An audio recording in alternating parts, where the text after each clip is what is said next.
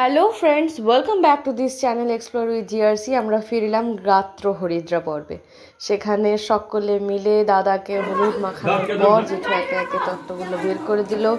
প্রায় 25-30 খানা তত্ত্ব। সবাই আমরা যে যটা পারলাম ধরে আমরা সবাই রেডি। বিভিন্ন ধরনের সিটিং অ্যারেঞ্জমেন্ট সেট করার পর আমরা তত্ত্বগুলো একে একে সেট করলাম এবং তারপর আমরা গাড়ি নিয়ে বেরিয়ে পড়লাম বৌমনির বাড়ির উদ্দেশ্যে। এই যে আমাদের মৎস্য ডিপার্টমেন্টের মালিক। এরপর আমরা সকলে মিলে রওনা দিলাম বৌদির বাড়ির উদ্দেশ্যে দাদার গায়ের হলুদ নিয়ে। আর সুভদ্রা আমাদের তত্ত্ব ডিপার্টমেন্টের মালিক এখন।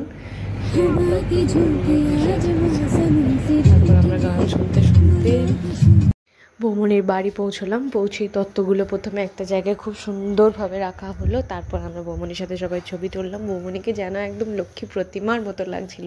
বৌমনি যেমন সুন্দর তেমনই সুন্দর তার বাগানের ফুলগুলো, যেগুলো খুব ভালো লেগেছিল। এখনও বিয়ের ভ্লগ আসছে, so do like, comment, share and subscribe for more.